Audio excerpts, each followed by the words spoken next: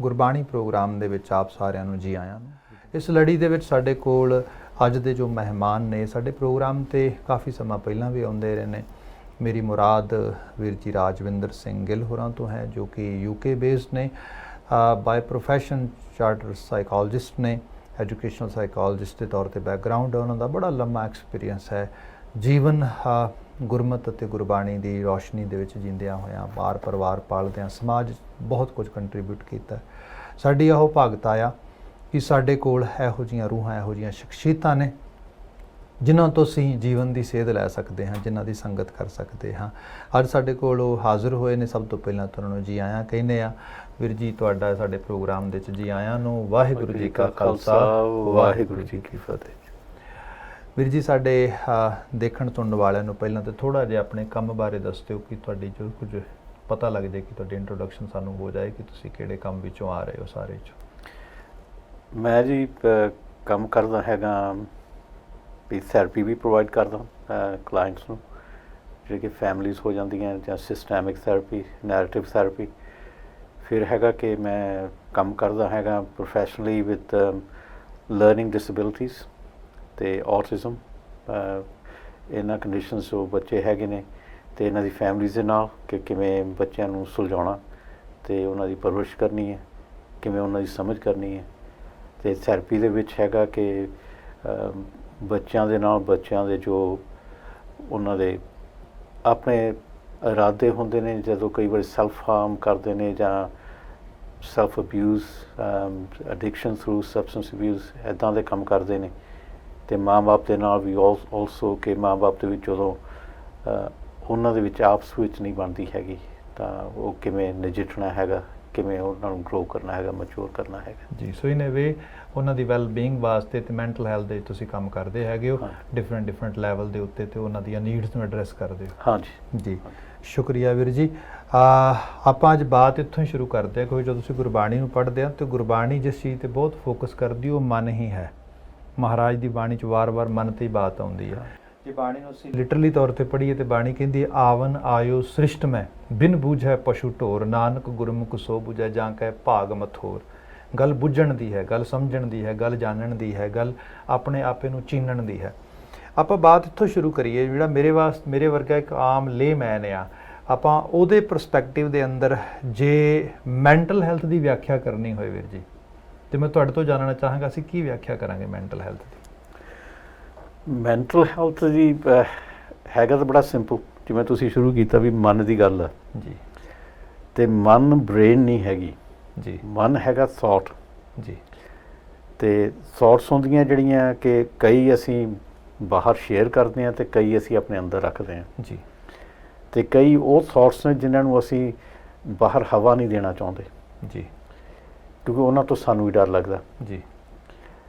ਸੋ mental health ਹੈਗੀ ਜਦੋਂ ਅਸੀਂ ਆਪਣੀਆਂ ਥੋਟਸ ਦੇ ਨਾਲ ਸਾਡਾ ਕੁਛ ਐਸਾ ਸਮਝੌਤਾ ਹੈਗਾ ਕਿ ਅਸੀਂ ਸੋਚ ਸਕਦੇ ਹਾਂ ਕਿ ਬਾਹਰ ਆਉਣ ਜੋਗੀਆਂ ਹੈਗੀਆਂ ਨੇ, ਅਤੇ ਬਲਕਿ ਬਾਹਰ ਵਾਲੀ ਥੋਟ ਅਸੀਂ ਅੰਦਰ ਵੀ ਲੈ ਕੇ ਜਾ ਸਕਦੇ ਹਾਂ। ਸੋ ਅਸੀਂ ਜਿਹੜਾ ਦੂਜੇ ਨਾਲ, ਕਿਸੇ ਹੋਰ ਨਾਲ ਮਿਲਣਾ ਜੁਲਣਾ ਹੈਗਾ, ਸੋਸ਼ਲੀ ਜਿਹੜਾ ਅਸੀਂ ਕਰਨਾ ਹੈਗਾ, ਅਸੀਂ ਉਹਨਾਂ ਨੂੰ ਸੁਣ ਵੀ ਸਕਦੇ ਹਾਂ, ਆਪਣੀ ਸੁਣਵਾਤ ਵੀ ਕਰ ਸਕਦੇ ਹਾਂ। ਜਦੋਂ ਅਸੀਂ ਇੱਦਾਂ ਕਰ ਲਈਏ ਜਿੱਥੇ ਕਿ ਉਹ ਦੋਨੋਂ ਇੱਕ ਤਾਂ ਤਰਾਜ਼ੂ ਦੇ ਵਿੱਚ ਬਰਾਬਰ ਜਾਂ ਮੋਲ ਰੱਖਦੇ ਨੇ, ਤਾਂ ਮੈਂਟਲ ਹੈਲਥ ਪੋਜ਼ੀਟਿਵ ਹੋ ਜਾਂਦੀ ਹੈ। ਜਿੱਥੇ ਹੋਵੇ ਕਿ ਮੈਂਟਲ ਹੈਲਥ ਵੀ ਅਸੀਂ ਬਸ ਉਹ ਲਈ ਜਾਂਦੇ ਹਾਂ ਅਤੇ ਆਪਣੇ ਅੰਦਰੋਂ ਕੁਛ ਨਹੀਂ ਕਰ ਸਕਦੇ, ਜਾਂ ਹੈਗਾ ਕਿ ਅਸੀਂ ਦੇਈ ਜਾਂਦੇ ਹਾਂ ਪਰ ਕੁਛ ਲੈ ਨਹੀਂ ਸਕਦੇ, ਤਾਂ ਉੱਥੇ ਮੈਂਟਲ ਹੈਲਥ ਦਾ ਤਰਾਜ਼ੂ ਜਿਹੜਾ ਹੈਗਾ ਉਹ ਬਦਲਾਅ ਖਾ ਜਾਂਦਾ। ਅਤੇ ਉੱਥੇ ਫਿਰ ਸਾਨੂੰ ਉਹ ਸਾਈਕੋਲੋਜਿਸਟ ਕਹਿੰਦੇ ਨੇ ਕੋਗਨੀਟਿਵ ਡਿਸੋਨੈਂਸ, ਵੀ ਇੱਕ ਵੀ ਉਹ ਅਨਬੈਲੈਂਸ ਜਿਹਾ ਹੋ ਜਾਂਦਾ, ਮਨ ਕਿਸੇ ਹੋਰ ਪਾਸੇ ਨੂੰ ਤੁਰਦਾ, ਜਦ ਕਿ ਸਾਨੂੰ ਪਤਾ ਕਿ ਉਹ ਪਾਸਾ ਠੀਕ ਨਹੀਂ ਹੈਗਾ, ਪਰ ਅਸੀਂ ਉੱਧਰ ਨੂੰ ਭੱਜਦੇ ਹਾਂ ਕਿਉਂਕਿ ਸਾਨੂੰ ਉੱਥੋਂ ਮੋਮੈਂਟਰਲੀ, ਜਿਵੇਂ ਕਹਿ ਲਓ ਵੀ ਸਾਨੂੰ ਉਹ ਸੈਟਿਸਫੈਕਸ਼ਨ ਕਹਿ ਲਓ ਜਾਂ ਐਡਰੇਨਲਿਨ ਜਿਹੜਾ ਹੁੰਦਾ ਉਹ ਸਾਡਾ ਪੰਪ ਕਰਦਾ ਹੈਗਾ ਅਤੇ ਅਸੀਂ ਬੜੇ ਇਲੇਟਡ ਹੋ ਜਾਂਦੇ ਹਾਂ। ਪਰ ਜਦੋਂ ਥੱਲੇ ਗਿਰਦੇ ਹਾਂ ਤਾਂ ਫਿਰ ਇੱਦਾਂ ਲੱਗਦਾ ਜਿਵੇਂ ਅਸੀਂ ਡੁੱਬ ਰਹੇ ਹੁੰਦੇ ਹਾਂ।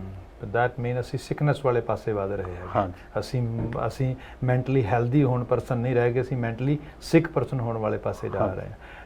ਜਿਵੇਂ ਬਿਆਨ ਕੀਤਾ ਹੈਗਾ ਆਪਣੀ ਖਾਸ ਕਰਕੇ ਸਾਈਕੋ ਐਨਾਲਿਟਿਕ ਲੈਂਗੁਏਜ ਦੇ ਅੰਦਰ ਤੁਸੀਂ ਬਿਆਨ ਕੀਤਾ, ਇਹਨੂੰ ਸਿੰਪਲ ਲੈਂਗੁਏਜ 'ਚ ਪੈਰਾਫਰੇਜ਼ ਕਰਾਂ ਤੇ ਇਸ ਰੂਪ ਦੇ ਵਿੱਚ ਆ ਕਿ ਜਿਹੜੀ ਇੰਟਰੈਕਸ਼ਨ ਆ, ਜਿਹੜੇ ਥਾਟਸ ਅਸੀਂ ਲੈਣੇ ਵੀ ਨੇ ਅਸੀਂ ਦੇਣੇ ਵੀ ਨੇ, ਦੋਨਾਂ ਦੇ 'ਚ ਇੱਕ ਬੈਲੈਂਸ ਹੋਣਾ। ਇਸ ਰੂਪ ਦੇ ਵਿੱਚ ਤੁਸੀਂ ਬਾਤ ਕਰ ਰਹੇ ਹੋ ਕਿ ਇਹ ਸਾਡੀ ਮੈਂਟਲ ਹੈਲਥ ਦੀ ਅਸਲ ਵਿੱਚ ਤਸਵੀਰ ਬਣਦੀ ਹੈ, ਪਿਕਚਰ ਬਣਦੀ ਹੈ। ਜਦੋਂ ਅਸੀਂ ਇਹਦੇ ਵਿੱਚੋਂ ਕੋਈ ਚੀਜ਼ ਤੋੜਦੇ ਹਾਂ, ਆਈਦਰ ਮੈਂ ਜ਼ਿਆਦਾ ਦੇ ਰਿਹਾ ਵਾਂ, ਲੈ ਨਹੀਂ ਰਿਹਾ, ਜਾਂ ਜ਼ਿਆਦਾ ਲੈ ਰਿਹਾ ਮੈਂ ਦੇ ਨਹੀਂ ਰਿਹਾ, ਜਾਂ ਅਦਰ ਵੇ ਅਰਾਊਂਡ ਮੈਂ ਜੋ ਲੈ ਰਿਹਾ ਗਲਤ ਲੈ ਰਿਹਾ, ਜੋ ਮੈਂ ਦੇ ਰਿਹਾ ਗਲਤ ਦੇ ਰਿਹਾ, that is called mental sickness. ਮੈਂ ਇਹ ਕਮਿਊਨੀਕੇਸ਼ਨ ਕਰ ਰਹੇ, ਕਮਿਊਨੀਕੇਸ਼ਨ ਵੀ ਸੋ ਇੰਪੋਰਟੈਂਟ ਹੈਗਾ। ਤੇ ਦੂਜਾ ਹੈਗਾ ਸੈਲਫ ਰਿਫਲੈਕਸ਼ਨ, ਵੀ ਆ ਬਾਣੀ 'ਚ ਵੀ ਆਉਂਦਾ, ਬੰਦੇ ਅੰਦਰ ਖੋਜ, ਆਪਣੇ ਅੰਦਰ ਦੇਖ, ਵਿਚਾਰ ਕਰ। ਜਦੋਂ ਅਸੀਂ ਵਰਡਸ ਨੂੰ ਲਿਟਰਲੀ ਲੈ ਲਈਏ ਬਿਨਾਂ ਸਮਝੇ ਤਾਂ ਉਹ ਵਰਡਸ ਸਾਨੂੰ ਤੰਗ ਕਰਦੇ ਨੇ, ਕਿਉਂਕਿ ਉਹ ਵਰਡਸ ਆ ਜਾਂਦੇ ਪਰ ਸਾਨੂੰ ਸਮਝ ਨਹੀਂ ਹੈਗੀ, ਸੋ ਅਸੀਂ ਉਹਨਾਂ ਦਾ ਇੱਕ ਤਰ੍ਹਾਂ ਦਾ ਬੋਲੀ ਜਾਂਦੇ ਹਾਂ, ਉਹਨਾਂ ਵਰਡਸ ਦਾ ਮਾਇਨਾ ਕੋਈ ਨਹੀਂ ਹੈਗਾ ਸਾਡੇ ਲਈ। ਜਦੋਂ ਅਸੀਂ ਸੈਲਫ ਰਿਫਲੈਕਸ਼ਨ ਜਾਂਦੇ ਹਾਂ ਤਾਂ ਉਦੋਂ ਹੁੰਦਾ ਕਿ ਸਾਨੂੰ ਸਮਝ ਆਉਂਦੀ ਹੈ ਕਿ ਆਹ ਜਿਹੜੀ ਵਿਚਾਰ ਆਈ ਸੀ ਕਿੱਥੋਂ ਆਈ ਸੀ, ਮੈਂ ਕਿਉਂ ਇੱਦਾਂ ਕੀਤਾ, ਮੈਂ ਕਿਸੇ ਨਾਲ ਗੁੱਸੇ ਹੋਇਆ, ਕਿੱਥੋਂ ਆਇਆ ਗੁੱਸਾ, ਕਿਸੇ ਨਾਲ ਸੀਗਾ, ਕੱਢ ਕਿਸੇ 'ਤੇ ਦਿੱਤਾ। ਸੋ ਅਸੀਂ ਕਈ ਵਾਰੀ ਹੁੰਦਾ ਕਿ ਜਿਵੇਂ ਦੇਖਦੇ ਹਾਂ ਵੀ ਕੰਮ 'ਤੇ ਬੜਾ ਹਾਰਡ ਡੇ ਸੀਗਾ, ਬੜਾ ਮੁਸ਼ਕਿਲ ਦਿਨ ਸੀਗਾ, ਬੜੇ ਲੋਕਾਂ ਨੇ ਡਿਮਾਂਡਸ ਕੀਤੀਆਂ, ਘਰੇ ਆਏ ਤਾਂ ਪਹਿਲੀ ਗੱਲ ਅਸੀਂ ਇਹ ਕੀਤੀ ਕਿ ਬੱਚਿਆਂ 'ਤੇ ਗੁੱਸੇ ਹੋ ਗਏ ਜਾਂ ਘਰ ਦੇ ਪੈਟ ਨੂੰ ਕੁੱਟਤਾ। ਹਾਂ, ਤੇ ਉਹ ਹੈਗਾ ਕਿ ਉੱਥੋਂ ਜਿਹੜਾ ਹੈਗਾ ਕਿ ਤੁਹਾਡੀ ਉਹ ਐਂਗਰ ਜਿਹੜਾ ਹੈਗਾ ਨੋਰਮਲ ਇਮੋਸ਼ਨ ਹੈਗੀ ਹੈ, ਇਹ 'ਚ ਕੋਈ ਗਲਤ ਗੱਲ ਨਹੀਂ ਹੈਗੀ। ਪਰ ਗੱਲ ਹੈ ਕਿ ਜੇ ਐਂਗਰ ਦੇ ਵਿੱਚ ਡਿਸਟਰਕਟਿਵ ਬਣ ਜਾਵੇ, ਫਿਰ ਉੱਥੋਂ ਸਾਡੀ ਮੈਂਟਲ ਹੈਲਥ ਦਾ ਇਹ ਹੈਗਾ ਕਿ ਅਸੀਂ ਆਪਣੇ ਤੋਂ ਡਰਨ ਲੱਗ ਪੈਂਦੇ ਹਾਂ ਤੇ ਦੁਨੀਆ ਨੇ ਸਾਡੇ ਤੋਂ ਡਰਨਾ ਹੀ ਡਰਨਾ। ਪਰ ਜਿਹੜੀ ਬੜੀ ਗੱਲ ਹੈ ਕਿ ਅਸੀਂ ਆਪਣੇ ਆਪ ਤੋਂ ਡਰਨ ਲੱਗ ਪੈਂਦੇ ਹਾਂ। ਤੁਸੀਂ ਜਿਹੜੀ ਬਾਤ ਕੀਤੀ ਸੈਲਫ ਰਿਫਲੈਕਸ਼ਨ ਦੀ, ਇਹਦੀ ਬੇਸਿਕਸ ਤੋਂ ਬੇਸਿਕ ਸ਼ੁਰੂਆਤ ਬੰਦਾ ਕਿੱਥੋਂ ਕਰ ਸਕਦਾ? ਵੀ ਕੋਈ ਅਕੋਰਡੀਨਰੀ ਬੰਦਾ ਆ, ਉਸ ਨੂੰ ਅਸੀਂ ਮਤਲਬ ਐਜ਼ ਏ ਪ੍ਰੋਫੈਸ਼ਨਲ ਅਸੀਂ ਕਹਿ ਦਿੰਦੇ ਹਾਂ try to do yourself reflection. So ਅਗਲੇ ਦਾ ਇਹ ਕੁਐਸਚਨ ਹੈ ਵੇਅਰ ਸ਼ੁਡ ਆਈ ਸਟਾਰਟ? ਇੱਕ ਪੱਖ ਤਾਂ ਸਿੰਪਲ ਹੈ ਜੀ ਕਿ ਜੇ ਅਸੀਂ ਸਪਿਰਿਚੁਅਲੀ ਸੋਚੀਏ ਤਾਂ ਮੂਲ ਮੰਤਰ ਆਪਾਂ ਪੜ੍ਹਦੇ ਹਾਂ, ਤੇ ਮੂਲ ਮੰਤਰ ਦਾ ਹੈਗਾ ਵੀ ਇੱਕ ਹੈਗਾ, ਜੇ ਅਸੀਂ ਇੱਕ ਹੈਗੇ ਹਾਂ ਤਾਂ ਅਸੀਂ ਖਿੰਡਦੇ ਨਹੀਂ ਰਹਿੰਦੇ। ਸੋ ਸੈਲਫ ਰਿਫਲੈਕਸ਼ਨ ਹੈਗੀ ਕਿ ਜਦੋਂ ਅਸੀਂ ਸ਼ੁਰੂ ਕਰਨਾ ਹੈਗਾ ਕਿ ਅਸੀਂ ਆਪਣੇ ਆਪ ਨੂੰ ਚਾਹੇ ਸ਼ੀਸ਼ੇ 'ਚ ਦੇਖੀਏ, ਸਾਨੂੰ ਪਹਿਚਾਣ ਹੋਣੀ ਚਾਹੀਦੀ ਕਿ ਅਸੀਂ ਦੇਖ ਕਿਸ ਨੂੰ ਰਹੇ ਹਾਂ, ਗੁਣ ਕੀ ਨੇ।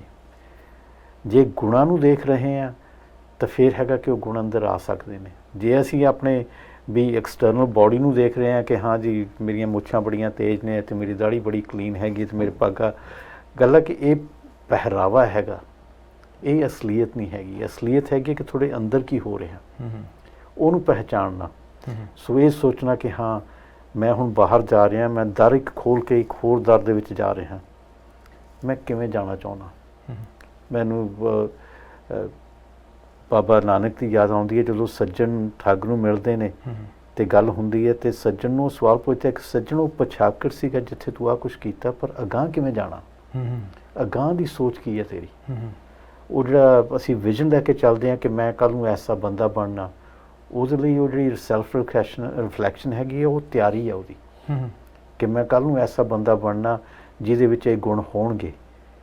ਜੇ ਅਸੀਂ ਉਹ ਇਸ ਗੱਲ 'ਤੇ ਜਾਈਏ ਕਿ ਦੇਖੋ ਕੱਲ੍ਹ ਨੂੰ ਮੈਂ ਇੰਨਾ ਵੱਡਾ ਅਮੀਰ ਬਣਨਾ, ਇੰਨਾ ਵੱਡਾ ਸੁਦਾਗਰ ਬਣਨਾ, ਇੰਨਾ ਵੱਡਾ ਐਂਟਰਪ੍ਰੇਨਰ ਬਣਨਾ ਜਾਂ ਇੰਜੀਨੀਅਰ ਬਣਨਾ, ਤਾਂ ਅਸੀਂ ਗੁਣਾਂ ਨੂੰ ਨਹੀਂ ਦੇਖ ਰਹੇ, ਅਸੀਂ ਉਹ ਜਿਹੜੀ ਬਾਹਰਲੀ ਮਲਕੀਅਤ ਅਸੀਂ ਉਹਦੇ ਵੱਲ ਨਜ਼ਰ ਕਰ ਰਹੇ ਹਾਂ। ਸੋ ਹੈਗਾ ਕਿ ਅੰਦਰ ਆਪਣੇ ਝਾਕੀ ਮਾਰ ਕੇ ਕਿ ਹਾਂ ਮੈਂ ਕਿਹੜੇ ਗੁਣਾਂ ਦੇ ਨਾਲ ਆਪਣੇ ਆਪ ਨੂੰ ਬਾਹਰ ਲੈ ਕੇ ਜਾਵਾਂ, ਤਾਂ ਕਿ ਬਾਣੀ ਚਾਹੁੰਦਾ ਮੈਨੂੰ ਕਰੈਕਟ ਕਰਨਾ, ਮੁੰਦਾਂ ਸੰਤੋਖ ਦੀਆਂ ਸਰਮ ਪਤ ਚੋਲੀ ਧਿਆਨ ਕੀ ਕਰਾਂ ਬੇਪੂਤ, ਵੀ ਜੇ ਤੂੰ ਪਾਉਣੀਆਂ ਨੇ ਤਾਂ ਸੰਤੋਖ ਦੀਆਂ ਮੁੰਦਰਾਂ ਪਾ।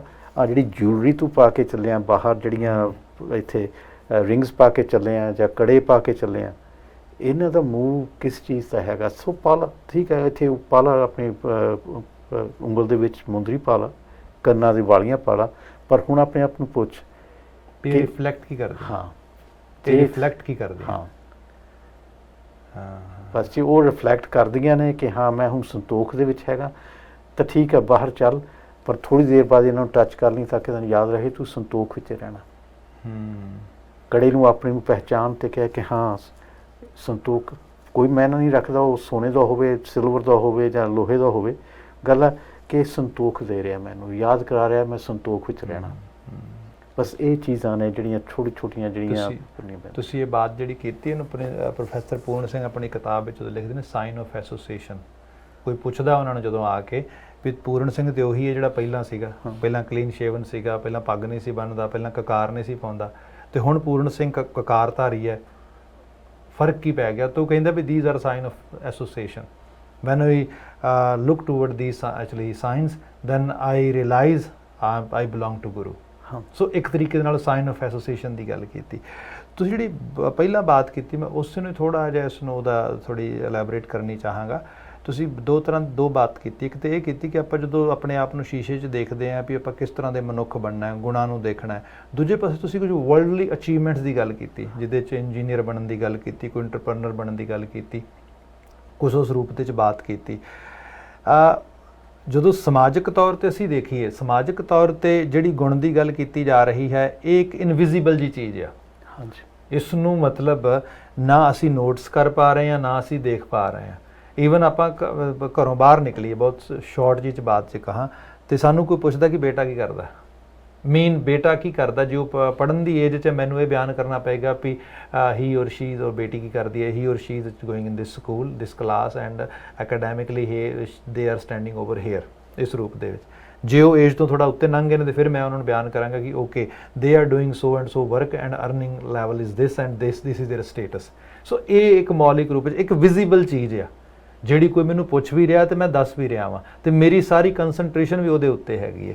ਜਿਹੜੀ ਤੁਸੀਂ ਬਾਤ ਕੀਤੀ ਹੈ ਇਹ ਟੋਟਲੀ ਇਨਵਿਜ਼ੀਬਲ ਆ।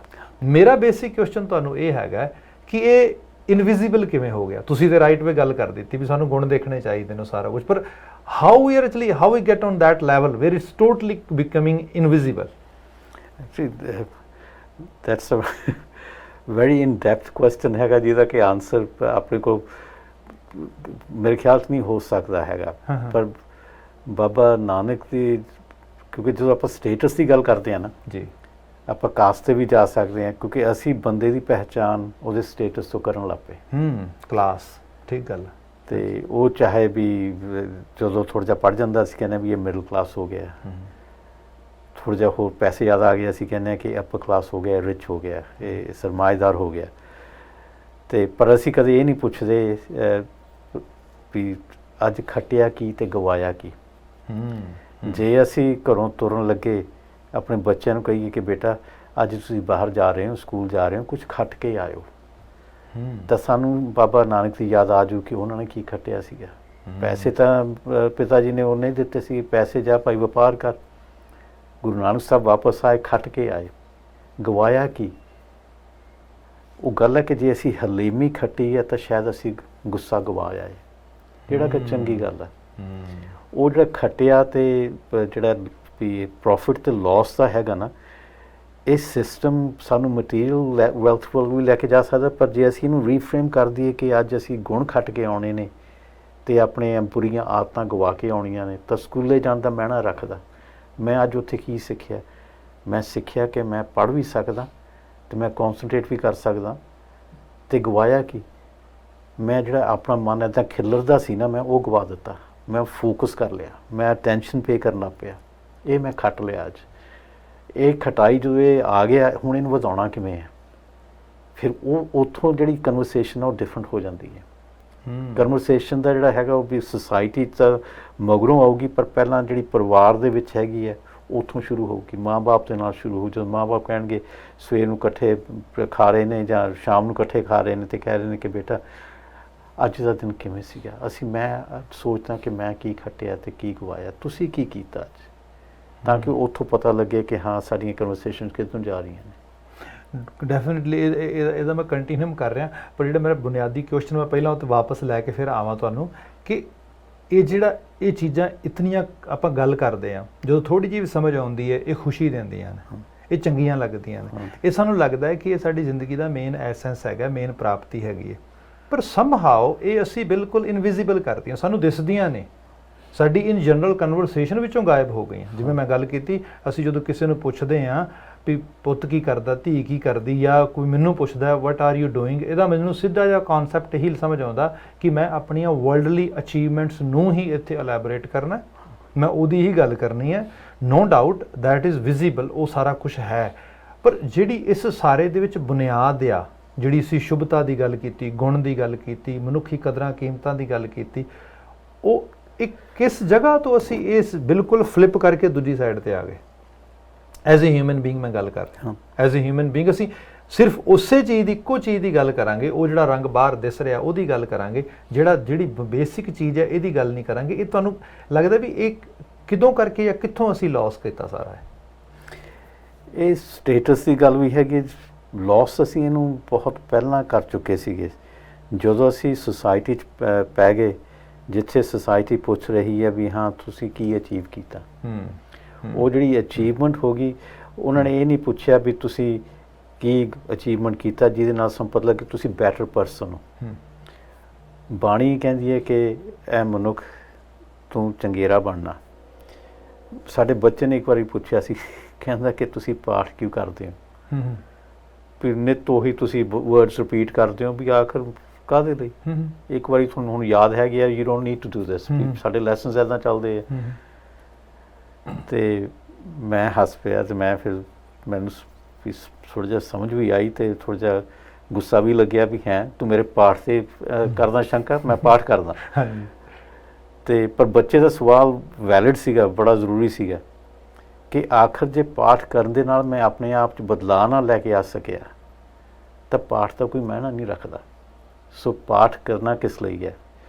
ਉੱਥੋਂ ਹੈਗਾ ਕਿ ਥੋੜ੍ਹੀ ਸੋਚ ਬਦਲ ਜਾਂਦੀ ਹੈ, ਕਿਉਂਕਿ ਗੁਰੂ ਸਾਹਿਬ ਨੇ ਤਾਂ ਇਹੀ ਕਿਹਾ ਸੀ ਨਾ ਵੀ ਦੇਖੋ ਮੈਂ ਤੁਹਾਡੀ ਸੋਚ ਬਦਲ ਦਿੱਤੀ ਹੈ, ਹੁਣ ਤੁਸੀਂ ਕਿਸੇ ਹੋਰ ਸੋਚ ਦੇ ਵਿੱਚ ਸੋਚਣਾ, ਮੈਂ ਤੁਹਾਨੂੰ ਇੱਕ ਨਵਾਂ ਮਜ਼ਮੂਨ ਬਣਾ ਕੇ ਦੇ ਦਿੱਤਾ ਹੈਗਾ, ਜਿਹਦੇ ਵਿੱਚ ਤੁਸੀਂ ਬੈਠ ਕੇ ਗੱਲਾਂ ਹੋਰ ਕਰਨੀਆਂ, ਤੁਸੀਂ ਭਲੇ ਵਾਸਤੇ ਕਰਨੀਆਂ, ਤੁਸੀਂ ਸਰਬੱਤ ਦੀ ਗੱਲ ਕਰਨੀ ਹੈ।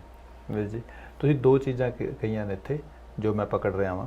ਇੱਕ ਤੇ ਪਹਿਲੇ ਨੰਬਰ 'ਤੇ ਜਿਹੜੀ ਗੱਲ ਕਰ ਰਹੇ ਸੀ, ਉਹ ਕਰ ਰਹੇ ਸੀਗੇ ਕਿ ਸੁਸਾਇਟੀ ਨੇ ਐਕਸੈਪਟ ਕਰ ਲਿਆ ਕਿ ਆਪਾਂ ਨੇ ਗੱਲਾਂ ਅਚੀਵਮੈਂਟਸ ਦੀਆਂ ਕਰਨੀਆਂ ਨੇ, ਗੱਲਾਂ ਆਪਾਂ ਬਹਿਰੂਨੀ ਤੌਰ ਤੇ ਜਿਹੜੀਆਂ ਪ੍ਰਾਪਤੀਆਂ ਨੇ ਇਹੀ ਸਾਡੇ ਲਈ ਇੰਪੋਰਟੈਂਟ ਨੇ, ਇਹਨਾਂ ਨੂੰ ਹੀ ਨਜ਼ਰ 'ਚ ਪਾਉਣਾ ਆ, ਬਾਕੀ ਸਭ ਨੂੰ ਨਜ਼ਰ ਅੰਦਾਜ਼ ਕਰ ਦੇਣਾ। ਅਸੀਂ we are not gonna pay attention toward those sides at all. So ਇੱਕ ਤੇ ਸੋਸ਼ਲ ਸਟਰਕਚਰ ਇਸ ਕਿਸਮ ਦਾ ਬਣ ਗਿਆ। ਇਹ ਵੈਸਟਰਨਾਈਜ਼ ਵਰਲਡ ਕਰਕੇ ਬਣਿਆ ਜਾਂ ਵਾਕਿਆ 'ਚ ਆਲ ਓਵਰ ਹੀ ਹਿਊਮਨ ਬੀਇੰਗ ਦੇ ਨੇਚਰ 'ਚ ਚੀਜ਼ ਆ ਰਹੀ? ਇਹ ਹਿਊਮਨ ਕੰਡੀਸ਼ਨ ਵੀ ਹੈ ਜੀ। ਇਹ ਵੈਸਟਰਨ ਕਲਚਰ ਦਾ ਥੋੜ੍ਹਾ ਜਿਹਾ ਜ਼ਿਆਦਾ ਇਨਫਲੂਐਂਸ ਹੋ ਗਿਆ ਮਟੀਰੀਅਲ ਵੈਲਥ 'ਤੇ, ਪਰ ਇਹ ਹਿਊਮਨ ਕੰਡੀਸ਼ਨ ਵੀ ਹੈਗੀ ਹੈ ਕਿ ਅਸੀਂ ਬਾਹਰਲੇ ਜਿਹੜੇ ਹੈਗੇ ਆ ਉਹ ਦੇਖਦੇ ਹਾਂ, ਅਸੀਂ ਦੇਖਦੇ ਹਾਂ ਕਿਸ ਦਾ ਕਿੰਨਾ ਵੱਡਾ ਮਕਾਨ ਹੈਗਾ, ਇਹਦਾ ਮਤਲਬ ਕਿ ਇਹ ਬੰਦਾ ਬੜਾ ਚੰਗਾ ਹੋਊਗਾ। ਅਸੀਂ ਇਹ ਨਹੀਂ ਸੋਚਦੇ ਹੈਗੇ ਕਿ ਹਾਂ ਇੱਥੇ ਪਹੁੰਚਣ ਲਈ ਕਿੰਨੀ ਤਕਲੀਫਾਂ ਜਾਂ ਕਿੰਨੇ ਇਹਨੇ ਹੋਰ ਕੁਝ ਕੀਤਾ ਹੋਊਗਾ।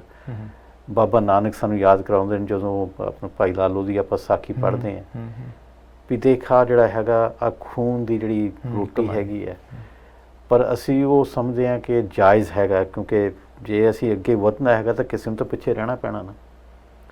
ਸੋ ਜਿਹੜੀ ਵੀ ਵੈਸਟਰਨ ਕਨਸੈਪਟ ਦੇ ਵਿੱਚ ਜਿਹੜੀ ਉਹ ਹੈਗਾ ਕਿ ਅਸੀਂ ਉਹ ਜਾਇਜ਼ ਕਰ ਲਿਆ ਕਿ ਵੀ ਇਹ ਕਿਸੇ ਨੂੰ ਵੀ ਤੁਸੀਂ ਧੱਕਾ ਕਰਦੇ ਹੋ ਕਿਉਂਕਿ ਐਕਚੁਅਲੀ ਜੇ ਨਹੀਂ ਕਰਦੇ ਹੈਗੇ ਤਾਂ ਤੁਸੀਂ ਗਾਹਾਂ ਨਹੀਂ ਜਾ ਸਕਦੇ। ਤੇ ਦੂਜਾ ਵੈਸਟਰਨ ਕਨਸੈਪਟ ਇੱਕ ਹੋਰ ਆ ਗਿਆ ਕਿ ਇੰਟੈਲੀਜੈਂਸ, ਵੀ IQ ਟੈਸਟਿੰਗ, ਅਸੀਂ ਕਹਿੰਦੇ ਬੰਦਾ ਬਹੁਤ ਇੰਟੈਲੀਜੈਂਟ ਹੈਗਾ। ਅਸੀਂ ਜਿਹੜੀ ਉਹ ਸੀਗਾ ਕਨਸੈਪਟ ਆਫ ਵਿਜ਼ਡਮ ਉਹਨੂੰ ਭੁੱਲ ਗਏ, ਪਰ ਅਸੀਂ ਇੰਟੈਲੀਜੈਂਸ 'ਤੇ ਫੋਕਸ ਕਰਨ ਲੱਗ ਪਏ ਵੀ ਇਹ ਬੜਾ ਇੰਟੈਲੀਜੈਂਟ ਹੈਗਾ। ਤੇ ਪਰ ਜਿਵੇਂ ਤੁਸੀਂ ਮੁਹਾਵਰੇ ਸੁਣੇ ਹੋਣਗੇ ਵੀ ਹਾਂ, ਉਹ ਬਾਬਾ ਜੀ ਵੀ ਗੱਲ ਕਰਦੇ ਨੇ ਵੀ ਖੋਤੇ ਦੇ ਉੱਤੇ ਕਿਤਾਬਾਂ ਲੱਦ ਦਿਓ ਤਾਂ ਖੋਤਾ ਪੰਡਤ ਨਹੀਂ ਬਣ ਸਕਦਾ, ਉਹਨੇ ਖੋਤਾ ਹੀ ਰਹਿਣਾ। ਕਰ ਕਿ ਪੜ੍ਹਾਈਆਂ ਦੇ ਨਾਲ ਅਸੀਂ ਚੰਗੇ ਮਨੁੱਖ ਨਹੀਂ ਬਣ ਸਕਦੇ, ਪਰ ਹਾਂ ਸਾਡਾ ਸਟੇਟਸ ਜ਼ਰੂਰ ਬਦਲ ਜਾਂਦਾ ਜੋ ਸਟੇਟਸ 'ਤੇ ਫੋਕਸ ਹੋਈ ਜਾਂਦਾ। ਸੋ ਸਟੇਟਸ 'ਤੇ ਫੋਕਸ ਹੋਣ ਕਰਕੇ ਉਹ ਜਿਹੜੀਆਂ ਦੂਜੀਆਂ ਚੀਜ਼ਾਂ ਨੇ ਅਸੀਂ ਉਹ ਭੁੱਲ ਜਾਈਦਾ। ਸੋ ਅਸੀਂ ਉਹ ਵੀ ਖੋਤੇ ਦਾ ਇਹੀ ਦੇਖਦਾ ਵੀ ਦੇਖੋ ਇੰਨੀਆਂ ਕਿਤਾਬਾਂ ਚੱਕੀਆਂ ਨੇ, ਅਸੀਂ ਸੋਚਦੇ ਹਾਂ ਕਿ ਇਹ ਚੰਗਾ ਵੱਡਾ ਹੈਗਾ, ਤਗੜਾ ਹੈਗਾ। ਅਸੀਂ ਇਹ ਭੁੱਲ ਜਾਈਦਾ ਵੀ ਇਹਦੀ ਸੋਚ ਤਾਂ ਬਦਲੀ ਨਹੀਂ ਹੈਗੀ। ਸੋ ਜੋ ਬੱਚੇ ਨੇ ਗੱਲ ਕੀਤੀ ਕਿ ਹਾਂ ਤੁਸੀਂ ਪਾਠ ਕਿਸ ਲਈ ਕਰਦੇ ਹੋ, ਉਹ ਇੱਕ ਤਰ੍ਹਾਂ ਦੀ ਅਵੇਕਨਿੰਗ ਕਾਲ ਸੀਗੀ ਕਿ ਹਾਂ ਮੈਂ ਪਾਠ ਕਰ ਕਿਸ ਲਈ ਲਿਆ। ਸਿਰਫ ਇਹ ਵੀ ਇਹ ਟ੍ਰਾਂਜੈਕਸ਼ਨ ਬਣ ਗਈ ਹੈ ਕਿ ਮੈਂ ਪਾਠ ਕਰਦਾ, ਵਾਹਿਗੁਰੂ ਤੂੰ ਮੈਨੂੰ ਚੰਗਾ ਸੁੱਖ ਦੇਈ, ਮੈਂ ਪਾਠ ਕਰਦਾ ਤੂੰ ਮੈਨੂੰ ਕਾਰ ਦੇ ਦੀ, ਕਿਉਂਕਿ ਉਹ ਸਾਰੀ ਜਿਹੜੀ ਵੈਸਟਰਨ ਕਨਸੈਪਟ ਹੈਗੀ ਹੈ it's transactional, give and take ਦੇ ਉੱਤੇ ਖੜੀ ਹੈ ਵੀ ਮੈਂ ਆ ਕਰ ਰਿਹਾ, ਕੰਡੀਸ਼ਨ ਫੁੱਲਫਿਲ ਕਰਤੀ there would be second results. ਹਾਂਜੀ ਹਾਂਜੀ, ਜਿਹੜੀ ਸਾਡੀ ਸੋਚ ਹੁੰਦੀ ਸੀ ਉਹ ਸੀਗੀ ਕਿ ਤੁਸੀਂ ਕਿਸ ਲਈ ਕੁਝ ਕਰਦੇ ਹੋ, ਤੁਸੀਂ ਕਹਿ ਦਿੰਦੇ ਸੀਗੇ ਕਿ ਮਾਲਕ ਤੂੰ ਕਰਾ ਦਿੱਤਾ, ਤੂੰ ਜਾਣੇ ਤੇਰਾ, ਮੈਂ ਤੱਕ ਤੂੰ ਕਰਾ ਦਿੱਤਾ, ਹੋ ਗਿਆ ਕੰਮ, ਗੱਲ ਖਤਮ ਹੋ ਗਈ। ਉਹ ਜਿਹੜੀ ਸੋਚ ਛੱਡ ਦਿੱਤੀ। ਅਸੀਂ ਹੁਣ ਇੱਦਾਂ ਦੇਖਦੇ ਹਾਂ ਕਿ ਜੇ ਮੈਂ ਕੁਝ ਦਿੰਦਾ ਤਾਂ ਮੈਨੂੰ ਕੀ ਮਿਲੂਗਾ।